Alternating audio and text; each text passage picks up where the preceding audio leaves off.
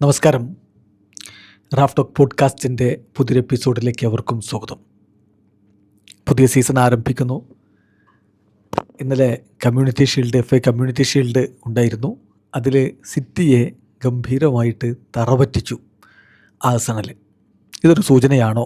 City ഇത്തവണ തകർന്നടിയുമോ? ചില ആരാധകർക്കെങ്കിലും അത്തരത്തിലുള്ള ആശങ്കയും കാര്യങ്ങളൊക്കെ ഉണ്ട്. നമ്മൾ സിറ്റിയുടെ കാര്യങ്ങൾ വിശദമായിട്ടൊന്ന് എടുത്ത് പരിശോധിക്കുകയാണ്. നിങ്ങൾക്ക് ഈ കാര്യങ്ങളിലൊക്കെ വ്യത്യസ്തമായിട്ടുള്ള അഭിപ്രായങ്ങൾ ഉണ്ടാവും. കമൻറ്റ് ബോക്സ് രേഖപ്പെടുത്താം. നമ്മുടെ കമ്മ്യൂണിറ്റി ടാബ് ഓപ്പണാണ്. അപ്പോൾ അതിൽ നിങ്ങൾക്ക് പോസ്റ്റ് ഇടാം. നമുക്കങ്ങനെ ആരോഗ്യകരമായ ഫുട്ബോൾ ചർച്ചകളുമായിട്ട് മുന്നോട്ട് പോകാനുള്ള ഒരു ഇടമാണിത്. റാഫ് ടോക്സിൻ്റെ മെയിൻ ചാനലിൽ നിങ്ങൾക്കറിയാമല്ലോ, പ്രധാനമായിട്ടും ന്യൂസുകൾ, മാച്ച് റിപ്പോർട്ടുകളൊക്കെയാണ് വരിക. ഇവിടെ നമ്മളിപ്പോൾ വേൾഡ് കപ്പിൻ്റെ സമയത്തൊക്കെ നിങ്ങൾ കണ്ടില്ല, അത് തന്നെയാണ് ഉദ്ദേശിക്കുന്നത്. അതായത് മത്സരങ്ങളുടെ വിശദമായിട്ടുള്ള അനാലിസിസ്, ക്വിക്ക് റിവ്യൂകൾ, പിന്നെ ചർച്ചകൾ, ഷിയാബ് സാറൊക്കെ ആയിട്ടുള്ള ചർച്ചകൾ, മറ്റ് എക്സ്പെർട്ടുകളായിട്ടുള്ള ചർച്ചകളൊക്കെയാണ് നമ്മളിവിടെ ഉദ്ദേശിക്കുന്നത്. ഒരു കംപ്ലീറ്റ് ഫുട്ബോൾ അനാലിസിസും കാര്യങ്ങളുമാണ് ഇവിടെ ഉദ്ദേശിക്കുന്നത്. നിങ്ങളുടെ സപ്പോർട്ട് കൂടെ ഉണ്ടാവണം എന്ന് ആദ്യമേ പറയുകയാണ്. ഏതായാലും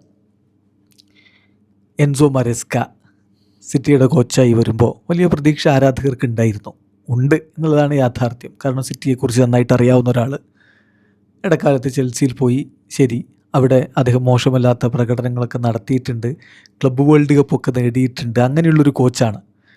അപ്പോൾ പെപ് ഗാർഡിയോളക്ക് പകരം അദ്ദേഹം വന്നു. ഇതൊരു കോമ്പറ്റീറ്റീവ് മാച്ചെന്ന് പറയണമെങ്കിൽ അങ്ങനെ പറയാം. അല്ലാതെ ഫ്രണ്ട്ലി ആയിട്ടും ഇതിനെ കാണാറുണ്ട് ഈ കമ്മ്യൂണിറ്റി ഷീൽഡിനെ പലരും. പക്ഷേ ഫസ്റ്റ് ടെസ്റ്റ് ഇതായിരുന്നു.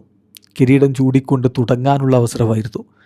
അത് മരസ്കയ്ക്ക് നന്നായിട്ട് അറിയാമായിരുന്നു. കളിക്ക് മുമ്പ് തന്നെ മരസ്ക അത് പറഞ്ഞിട്ടുണ്ടായിരുന്നു. ഇത് വെറും ഒരു ഫ്രണ്ട്ലി എന്ന രൂപത്തിലല്ല ഞങ്ങൾ കാണുന്നത്, കിരീടം നേടുക എന്നുള്ള ഉദ്ദേശത്തിൽ തന്നെയാണ് ടീമിനെ ഇറക്കുന്നത്. പക്ഷേ അൺഫോർച്ചുനേറ്റ്ലി അദ്ദേഹം കാണാൻ ആഗ്രഹിക്കാത്ത കാഴ്ചകൾ കളിക്കളത്തിൽ കണ്ടു. ഒന്ന്, സീറ്റിലിരിക്കുന്നതിന് മുമ്പേ ആദ്യ ഗോൾ വഴങ്ങേണ്ടി വന്നു. 24 സെക്കൻഡിനുള്ളിലാണല്ലോ കലാഫിയോറിയുടെ ഗോൾ പിറക്കുന്നത്. അങ്ങനെ പൂർണ്ണമായിട്ടും സിറ്റിക്കൊന്നും ചെയ്യാൻ കഴിയാതെ പരാജയപ്പെടുന്ന ഒരവസ്ഥ. ആ കളിയെക്കുറിച്ചും എന്താണ് സിറ്റിയുടെ കളി കണ്ടപ്പോൾ തോന്നിയതെന്നുള്ളതൊക്കെ നമ്മൾ ക്വിക്ക് റിവ്യൂവിൽ വിശദമായിട്ട് പറഞ്ഞിട്ടുണ്ട്. അപ്പോൾ അതുകൊണ്ട് ഞാൻ ഇനി വീണ്ടും അത് വിശദീകരിച്ച് പറയുന്നില്ല. ഇനി എന്താണ് എൻസോ മരസ്കയുടെ മുന്നിലുള്ള വഴി, സിറ്റിയുടെ ഭാവി എന്ത്, അതാണ് നമ്മൾ നോക്കുന്നത്. ആദ്യമേ മനസ്സിലാക്കേണ്ട കാര്യം, ഒട്ടും എളുപ്പമല്ല. ഇത് ഒട്ടും എളുപ്പമല്ല എന്ന് പറയാനുള്ള കാരണം എന്താ അറിയോ? ഒരു കോച്ച് നീണ്ട കാലം ഒരിടത്ത് നിന്ന് ആ ടീമിനെ ഇങ്ങനെ ഭംഗിയായിട്ട് കൊണ്ടുപോയിട്ട് സ്റ്റെപ്പ് ഡൗൺ ചെയ്യുമ്പോൾ അതിന് ശേഷം വന്ന ആളുകൾ തുടക്കത്തിൽ സ്ട്രഗിൾ ചെയ്യുന്നത് നമ്മൾ പലപ്പോഴും കണ്ടിട്ടുണ്ട്. ഏറ്റവും നല്ല ഉദാഹരണം സർ അലക്സ് ഫെർഗൂസൺ പോയതിന് ശേഷം ഡേവിഡ് മോയ്സ് മാഞ്ചസ്റ്റർ യുണൈറ്റഡിൽ അനുഭവിച്ചതാണ്. സർ അലക്സ് ഫെർഗൂസൺ അവിടുന്ന് സ്റ്റെപ്പ് ഡൗൺ ചെയ്യുന്നു. ആഘോഷപൂർവ്വം പോയിട്ട്, എൻ്റെ ഓർമ്മ ശരിയാണെങ്കിൽ അന്ന് എവേർട്ടനിലാണ് ഡേവിഡ് മോയ്സ് എന്നാണ് എൻ്റെ ഓർമ്മ. തെറ്റുണ്ടെങ്കിൽ നിങ്ങൾ തിരുത്തുക, കമൻറ്റ് ബോക്സിലിടുക. അവിടെ നിന്നാണ് അദ്ദേഹത്തെ വിളിച്ചു കൊണ്ടുവന്ന് യുണൈറ്റഡിൻ്റെ കോച്ചാക്കി വെക്കുന്ന വലിയ പ്രതീക്ഷയിൽ. പക്ഷേ ഒന്നും സംഭവിച്ചില്ല. ഒരു നേട്ടം ഉണ്ടാക്കാൻ പറ്റാതെ അദ്ദേഹം പിന്നാലെ സാക്ക് ചെയ്യപ്പെടുന്ന കാഴ്ചയാണ് കണ്ടത്. ഇപ്പോൾ ഇത് പലർക്കും ഇത് സംഭവിച്ചിട്ടുണ്ട്. യുണൈറ്റഡൊക്കെ പിന്നെ എങ്ങനെ ഒന്നിനു പുറകെ ഒന്നായിട്ട് സാക്കിങ് ഒക്കെ നമ്മൾ കണ്ടിട്ടുള്ളതാണല്ലോ. അപ്പം ഇവിടെ ഇത് തന്നെയാണ് ആഴ്സണലിൽ ഉനായി എമറിക്ക് സംഭവിച്ചിട്ടുണ്ടായിരുന്നത്. അതുപോലെ ഒക്കെ നമ്മൾ പ്രതീക്ഷിക്കണം. അപ്പോൾ യെർഗൻ ക്ലോപ്പ് പോയി, ആർനെ സ്ലോട്ട് വന്നു.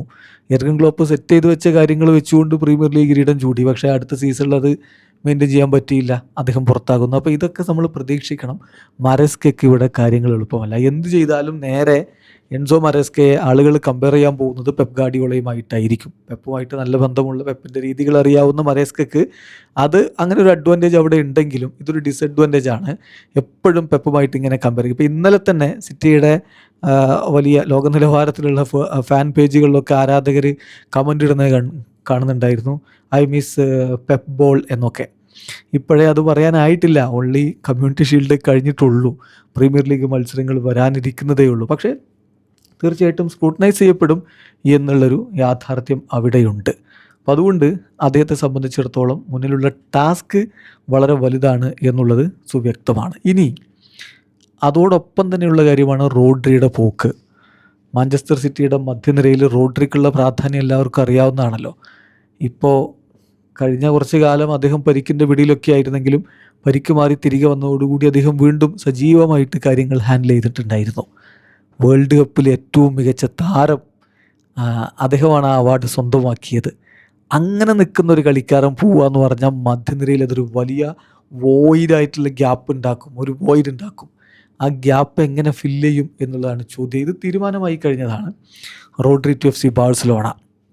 അപ്പോൾ അതോടുകൂടി അവിടെ ഒരു ബിഗ് ഗ്യാപ്പ് വരുന്നുണ്ട്. ഇപ്പോൾ ഇന്നലത്തെ കളിയിൽ കൊവാസിച്ചൊക്കെ ഇറങ്ങിയിട്ട് പ്രത്യേകിച്ചൊന്നും ചെയ്യാൻ പറ്റാത്ത, ഇന്നലെ സിറ്റിയുടെ മധ്യനിര എക്സിസ്റ്റിംഗ് അല്ല എന്നാണ് പ്രത്യേകിച്ച് ആദ്യ പകുതിയിലൊക്കെ ഫീൽ ചെയ്തത്. നോൺ എക്സിസ്റ്റിംഗ് എന്ന രൂപത്തിലാണ് ഉണ്ടായിരുന്നത്. അപ്പോൾ അതുകൊണ്ട് റോഡ്രിക്ക് പകരം ഒരാളെ കൊണ്ടുവരേണ്ടതുണ്ട്. തീർച്ചയായിട്ടും അയൂബ് ബുവാദിക്ക് വേണ്ടിയിട്ടുള്ള നീക്കങ്ങൾ നടക്കുന്നു. ഇപ്പം ഏതാണ്ട് ഡീൽ അവസാന ഘട്ടത്തിലാണെന്ന് കേൾക്കുന്നു. 18-കാരനായിട്ടുള്ള മൊറോക്കൻ താരം അയൂബ് ബുവാദി. പക്ഷേ 18-കാരനെ നേരെ വെച്ചിട്ട് ഈ ഒരു വലിയ രൂപത്തിലുള്ള പ്രഷർ എടുത്ത് തലയിൽ വെച്ച് കൊടുക്കാൻ പറ്റുമെന്നറിയില്ല. എന്തായാലും ഭാവിയിലേക്കുള്ള നല്ല ഇൻവെസ്റ്റ്മെൻറ്റാണ് അയൂബ് ബുവാദി എന്നുള്ളതൊരു യാഥാർത്ഥ്യമാണ്. ഇപ്പോൾ ഇന്നലത്തെ കളി തോറ്റതുകൊണ്ട് വളരെ പാനിക്കായിട്ട് കുറേ സൈനിങ് കാര്യങ്ങളും നടത്തുന്നു എന്നുള്ളതല്ല.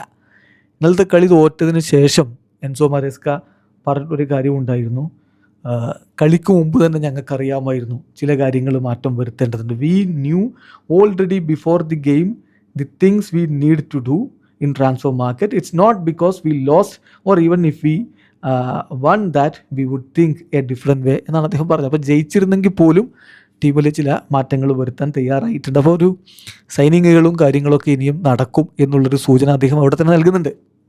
ബുവാദിയുടെ കാര്യം ഏതാണ്ട് ഫൈനൽ സ്റ്റേജിലേക്ക് എത്തുന്നത് കൂടാതെ എൻസോ ഫെർണാണ്ടസിനെ എത്തിക്കണം എന്ന് തീർച്ചയായിട്ടും മരേസ്ക നന്നായിട്ട് ആഗ്രഹിക്കുന്നുണ്ട്.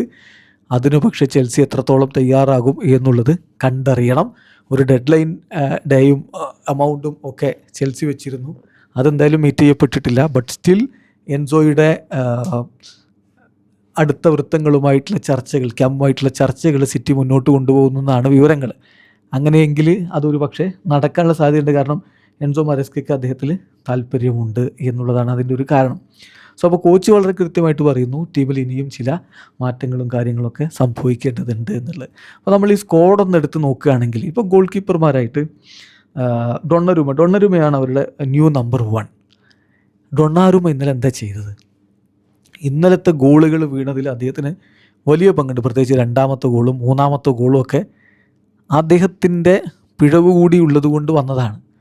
ശരിയാണ്, പ്രീ സീസണൊക്കെ കഴിഞ്ഞിങ്ങനെ വരുന്നേ ഉള്ളൂ, അത് ശരിയാവുമായിരിക്കും. ഡൊണ്ണരുമ മോശക്കാരനല്ല നമുക്കറിയാം. ബട്ട് അത് മതിയോ എന്നൊരു തോന്നൽ ഇന്നലെ ഉണ്ടാക്കിയിട്ടുണ്ട്.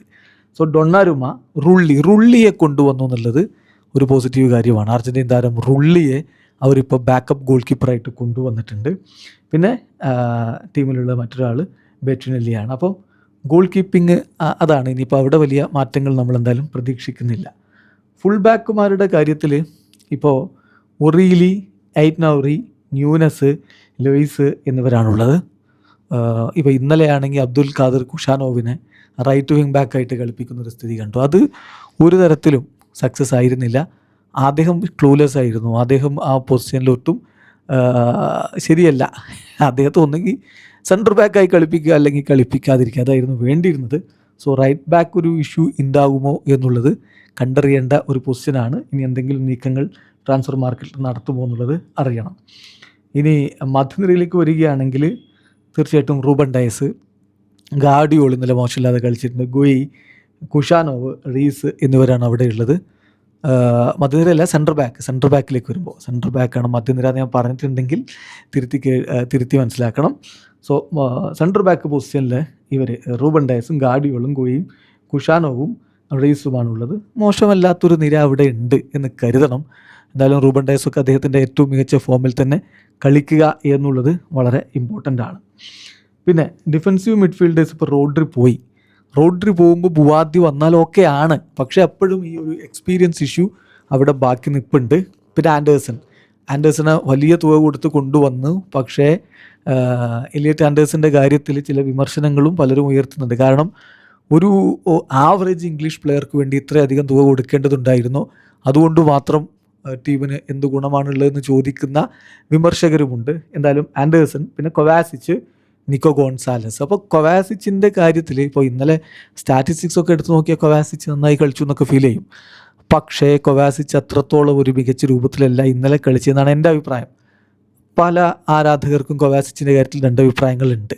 അദ്ദേഹം അവിടെ തുടരും തന്നെയാണ് പ്രതീക്ഷിക്കുന്നത്. സോ കൊവാസിച്ചും നിക്കോ ഗോൺസൽസും ഇതാണ് ഡിഫൻസീവ് മിഡ്. ഇപ്പം ഇനി ബുവാദി വന്നാൽ അവിടെ സെറ്റാവുന്ന കരുതാം. അതുപോലെ തന്നെ എൻസോ ഫെർണാണ്ടസ് വന്നാൽ അദ്ദേഹത്തിന് ഡിഫൻസീവ് റോളും ചെയ്യാൻ പറ്റും, അറ്റാക്കിംഗ് റോളും ചെയ്യാൻ പറ്റും. എൻസോ വരുമോ എന്നുള്ളത് കണ്ടറിയണം. അപ്പോൾ മധ്യനിരയിലേക്ക് ഇനിയും സൈനിങ്ങുകൾ ആവശ്യമാണ് എന്നുള്ളതാണ് ഈ ഒരു സ്ക്വാഡ് കാണുമ്പോൾ നമുക്ക് തോന്നുക. പിന്നെ അറ്റാക്കിംഗ് മിഡ്ഫീൽഡേഴ്സായിട്ട് പ്രധാനമായിട്ടും രണ്ട് ഓപ്ഷൻസ്. ചെർക്കി ഉണ്ട്, റയാൻ ചെർക്കി ഉണ്ട്. ചെർക്കി ഇന്നലെ സബ്സ്റ്റിറ്റ്യൂട്ട് റോളിൽ വന്ന് ഒരു ഷോട്ടൊക്കെ ഉയർത്തു. ചെർക്കി നല്ല ഫോം കളിക്കുകയാണെങ്കിൽ ടീമിന് ഗുണം തന്നെയാണ്. ചെർക്കിയും ഫോർഡനും ഉണ്ട്. വിങ്ങേഴ്സായിട്ട് ഇപ്പോൾ സെമന്യോ, തീർച്ചയായിട്ടും അദ്ദേഹം പോയ സീസണിലൊക്കെ കളിച്ചിട്ടുള്ള അതേ ഫോമിലേക്ക് അദ്ദേഹം എത്തുന്നു കരുതാം. സെമന്യോ, ഡോക്കു ഇന്നലെ അദ്ദേഹം ബിലോ പാറായിരുന്നു, അപ് ടു ദി മാർക്ക് ആയിരുന്നില്ല. പക്ഷേ അദ്ദേഹത്തിൻ്റെ കപ്പാസിറ്റി നമുക്കറിയാം. പിന്നെ സാവിയോ പോകണം എന്ന് പറഞ്ഞ് നിൽക്കുകയാണ്. അദ്ദേഹം ടോട്ടൻഹാം ഹോട്ട്സ്പറിലേക്ക് നീങ്ങിയേക്കുന്നാണ് കരുതുന്നത്. ഗ്രീലിഷിൻ്റെ കാര്യത്തിൽ ഇനിയിപ്പോൾ എന്ത് തീരുമാനം എടുക്കും എന്നുള്ളത് കണ്ടറിയേണ്ട കാര്യം. കാരണം ഗ്രീലിഷിൻ്റെ കാര്യത്തിൽ ഇന്നലെ ആരാധകർ അദ്ദേഹം സബ്സ്റ്റിറ്റ്യൂട്ടായിട്ട് വരുന്ന സമയത്തൊക്കെ വലിയ ആവേശമൊക്കെ കാണിക്കുന്നുണ്ടായിരുന്നു. പക്ഷേ പുറത്തേക്ക് പോകാനുള്ള സാധ്യതയുണ്ട് എന്നുള്ള സൂചനകൾ വരുന്നുണ്ട്. ഇന്നലെ എൻസോ മരസ്കെ അദ്ദേഹത്തെ കുറിച്ച് ചോദിച്ചപ്പോൾ ഓവറോൾ അദ്ദേഹം വിചാരിക്കുന്നത് ഗ്രീലിഷ് വാസ് ഗുഡ് എന്നാണ്.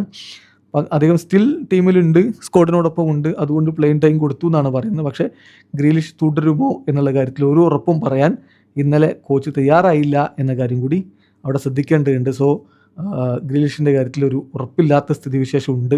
അദ്ദേഹം പോകാനുള്ള സാധ്യതയുണ്ടെന്ന് വേണം അതിൽ നിന്ന് നമുക്ക് മനസ്സിലാക്കാൻ.